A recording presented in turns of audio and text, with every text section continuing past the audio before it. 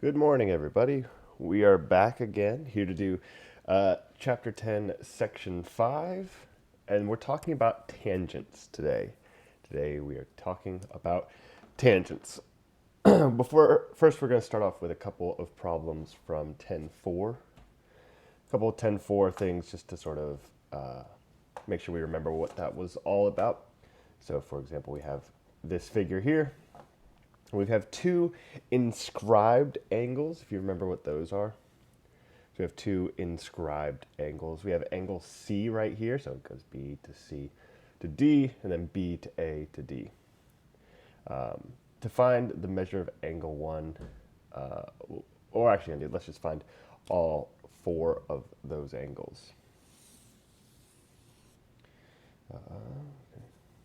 B to C.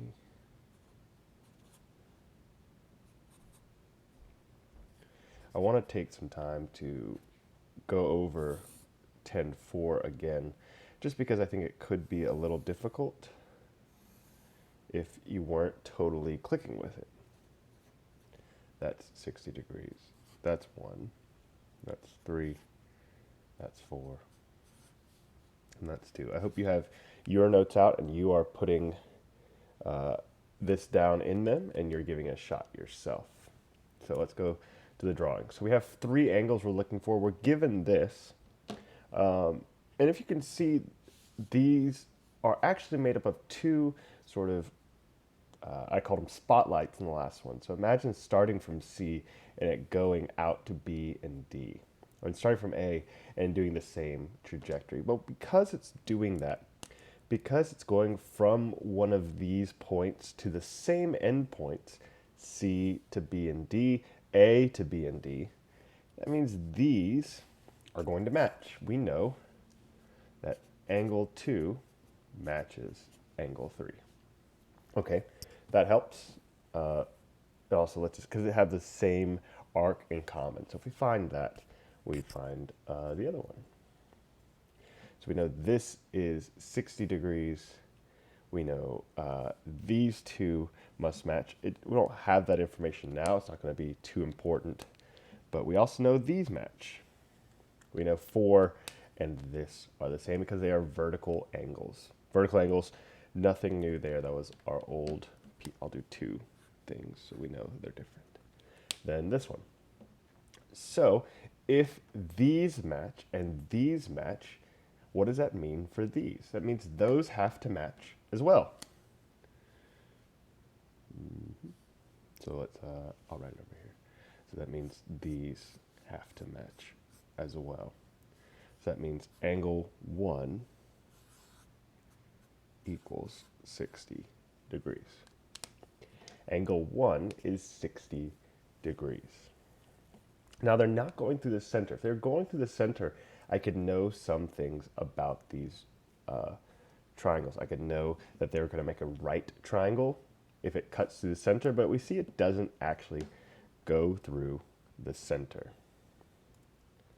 So to find angle 1, we already did that. That would be 60 degrees.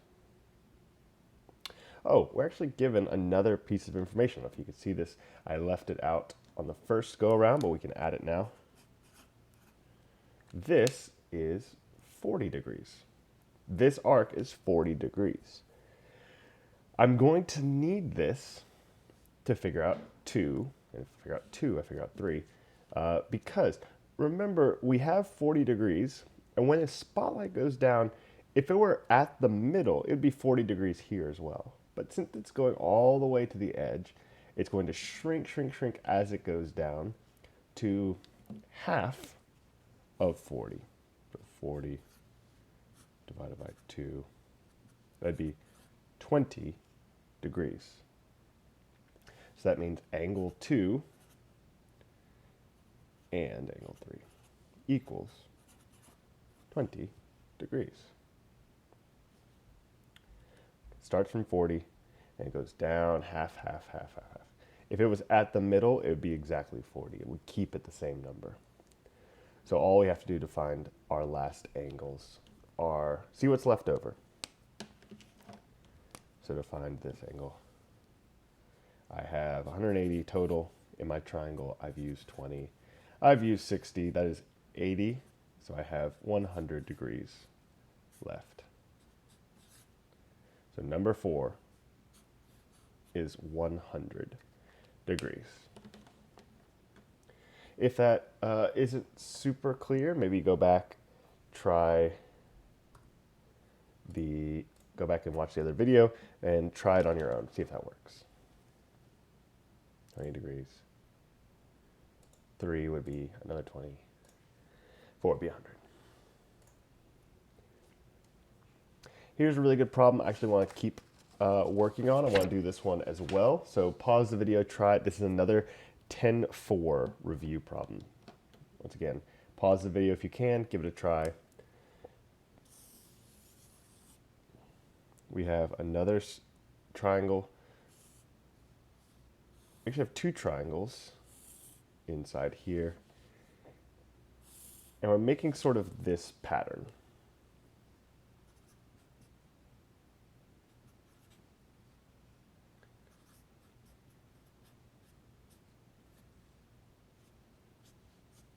Okay. We're making this sort of pattern. So we see we have one angle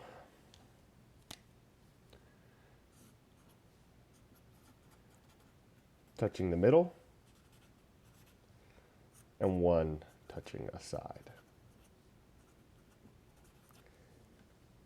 They have these 2 points in common.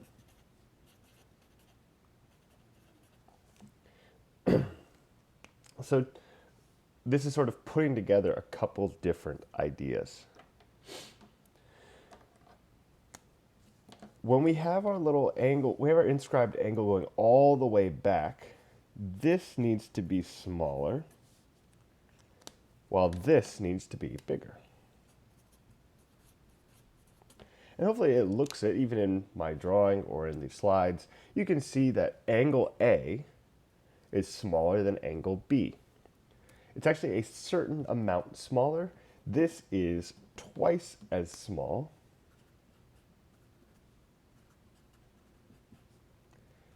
as this. So this is 2 times as big.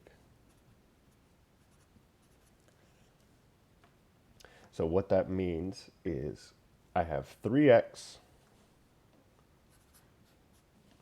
plus 9 equals, I have 2 options. I can either cut this in half or double this. I'm going to double this. That's how I think that's a little easier for my brain. But you could cut 8x minus 4 in half as well, and you would still get the same thing.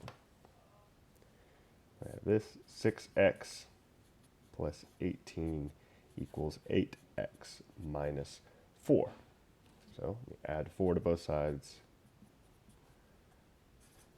6x plus 22, 8x minus 6x minus 6x. 22 equals 2x, x equals 11. Once I have that, I can just take 11 and plug it in. I have 33 plus 9. 33 plus 9 should be 42 degrees. 88 minus 4. 88 minus 4 should be 84 degrees. Perfect. So this is 84 degrees. This is 42 degrees. Once again, if inscribed angles are not totally clear to you, I hope you go back and look at those and see if they make sense. But now we are on to tangents.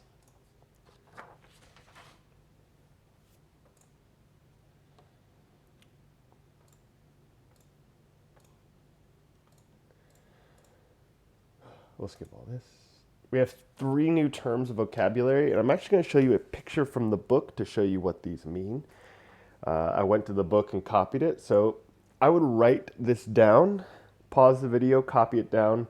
We have a tangent, and a tangent is just a line in the same plane as the circle that intersects the circle exactly one time. There's only one time a line intersects a circle. It just skips over the top right there.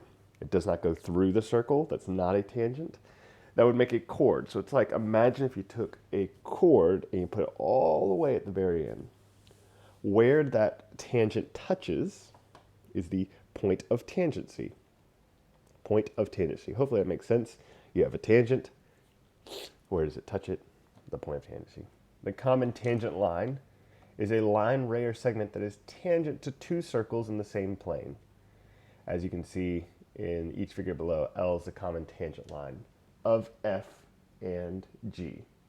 Sometimes circles have multiple common tangent lines. So once again, pause the video, copy this down. Okay.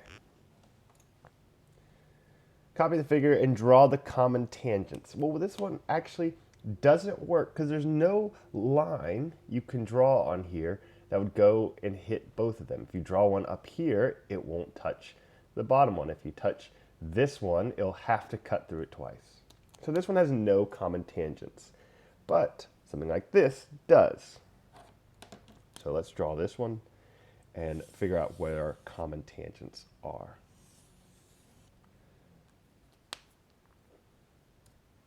So we have two circles. We're looking for common tangents. And luckily you have one of the best tools to figure out a common tangent, and that is your pencil or your pen that you have right now.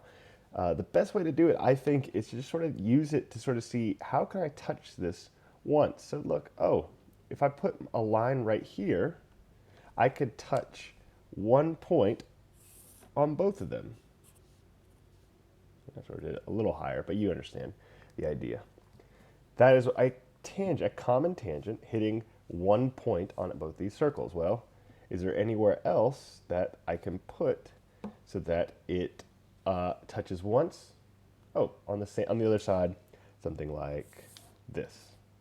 Okay, that was not close, but you understand what I'm going for, hopefully. Are there any more? Well, if I put it right here, it's going to cut through these points twice. We only want to touch each circle once. We only want to touch each circle once. So we did that one, we did that one. Great, there are two common tangents. Two common tangents. All right, we'll move on. So we can try something like this. We have circles that aren't overlapping. Circles that aren't overlapping. We have a big one. Well, what do we have? We have a big one and a little one. We have a big one and a little one. Well, is there anything I can do? Well, I'll take my marker and sort of see what I can do. Something like this. This is pretty much a good old faithful. I can mark my points before I do it. See if that helps. Nope. Okay. You get what I'm trying to do though. There's a tangent. Well, I can go here as well. Okay. Can Mr. Goodrow? Nope, nope. That was even worse. But you get what I'm trying to do. There are actually more tangents we can make from this. We have these two. Now see if you can find the other tangents we can make. Hopefully you did some experimenting, or if you do not have a long enough pencil, let me see if I have my ruler. I don't think so. Oh, yes, I do. Great, I have a ruler. So the ruler, and this will help us draw our lines too, will help us see other tangents we can draw. If I put it right here, maybe you can see it's a different line than what we drew before. You can see I'm touching this once, touching that. Let me add this here. Oh, shoot, even with the ruler, can't get it to work out. And then I could also touch it. I can mirror it the other way. Here I go. I'm going to do it this time. Hey, that was a really good one for once. All right, so we have 4 total tangents I can draw. We have 4 common tangents between the two of these. We can go from here to the bottom, here to the top, here to the bottom, here to the top. 4 common tangents. All right, we have circles that are now touching. They're touching, they're not overlapping, they're not far away. How many common tangents can I draw? So take your Notes, draw two circles, one big, one small, and make them touch. And see how many common tangents you can find.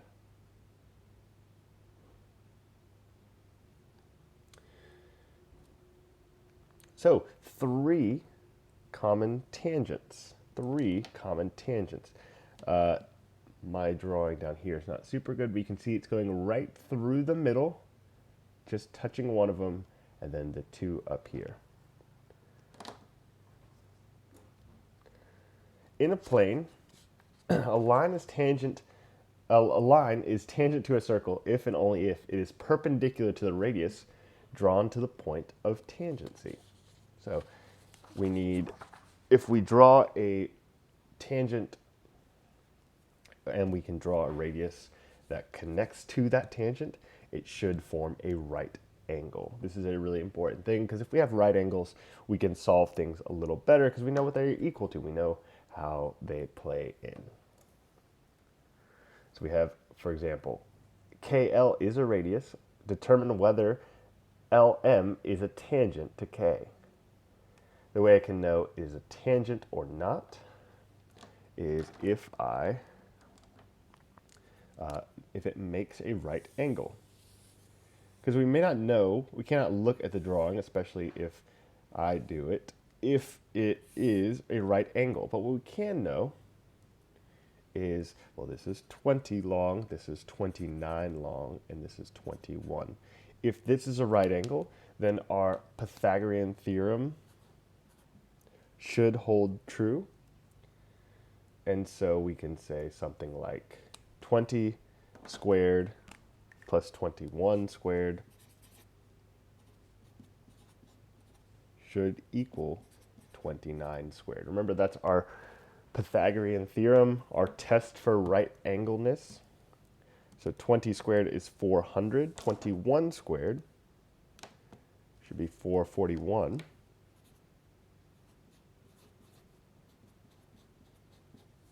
So it should be 841. 29 squared, 841 indeed. So yes, it is a right angle. This is a tangent. Once again, we know that this is a tangent because it will make a right angle here.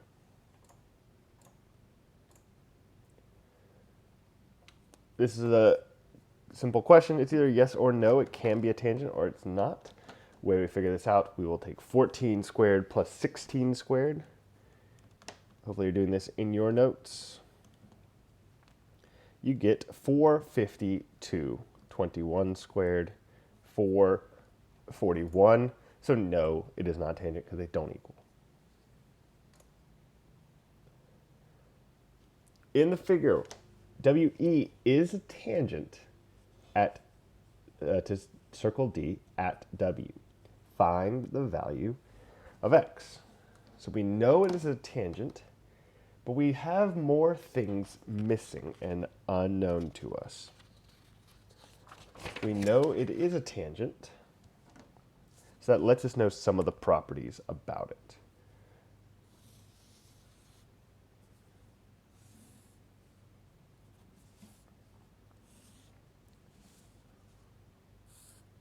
Okay, this is X, this is 24, this is 16, and this is also X. Why is this also X? Well, these are both radii, so we know they're the same distance around the circle. To redraw this and to rethink about it, I have a triangle. I'm trying to see if it's a right angle. I have a side, a leg, and a leg. This is what I'm trying to figure out. I know this is 24. I know this is X, and this is 16 plus X. So pause the video, give this a try. Come back in a second and see if you can figure out if this is in fact a tangent. Okay, so we have this. What do we do first? So we know that this should be a right angle. We know this has to be a right angle, actually. So we can say this is a right triangle, not we don't, that it might be. So this being a right triangle, we know that those sides in the Pythagorean theorem should work. We're about to get into something a little tricky that I'll take a little bit of time to make sure you remember. So I'll call it x plus 16. I'll do it that way. Squared equals x squared plus 24 squared. This right here, do not forget what to do with this. We haven't done it too much this year, so I'm going to take some time to talk about it. We have this. We're going to FOIL it when we multiply this. We're not going to square each individual one. We're going to multiply it by 2x plus 16s. 2x plus 16. FOIL stands for multiplying the first numbers, the outside numbers, the inside numbers, and the last numbers. So we multiply this, x squared. The outside numbers plus 16x, the inside numbers 16x. And finally, 16 squared is 256. So we get x squared plus 32x plus 256. That is just that. Equals x squared plus, what's 24 squared? 576. So this is our new problem to solve. I took this guy and put him down here. This is our new problem to solve. Luckily, we have x squareds that are going to cancel. We don't have to worry about x squareds and what to do with them and how to solve them. So let's subtract x squared on both sides. And we see, great, it gets rid of it on this side. So we have 32x plus 256 equals 576. Minus 256 minus 256. Oh, 256. Okay. 576 minus 256. 32x equals 320. So now we divide by 32. 32x equals 10. So we started with this red circle where we had a side that we didn't, a hypotenuse that we didn't know. We knew this was a right triangle because this is a tangent. We were told this is a tangent. We were given this length and said these two match as well. We recreate our triangle over here. We said, well, a squared plus b squared is c squared. That c squared, we had to do a little bit of Mr. Denham's math class to find out what that multiplied to. From there, we could subtract the x squareds, thank goodness, and then we get our answer. Make sure, if you did not write this down and follow along, go back. If at any point you need to slow it down, you can either turn the speed down or you can pause the video and catch up. So we'll go to the next problem, let you try it on your own.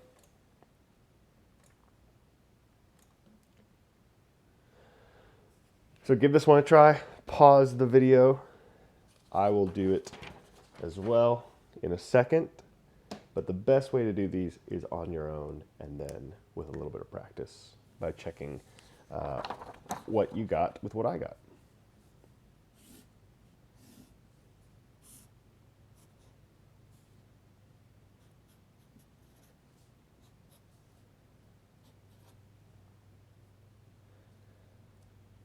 So this is what we have. We're told it is a tangent, so I know it is a right triangle.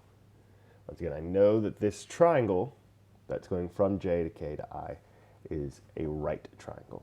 So I know x plus 8 squared equals x squared plus 16 squared. X plus 8 and then x plus 8. I'm going to FOIL, and remember FOIL just stands for first, outside, inside, last. And that's the order we'll multiply it in. So we'll multiply the first things, these two, to x squared. The outside things, x to 8. The inside things, and then finally the last things. We have these two terms in the middle we can put together. So that'll be x squared plus 16x plus 64. Okay, that's just this part of the equation. Let me bring this part down. That'd be x squared plus 16 squared is 256. This is my new equation I'm going to solve. I'll take away x squared.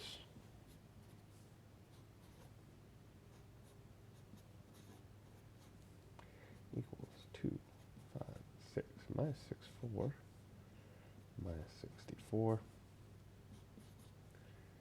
16x equals 256 minus 64, 192.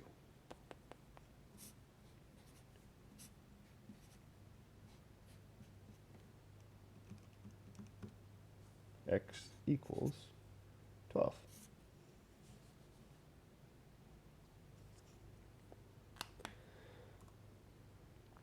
So, should get 12.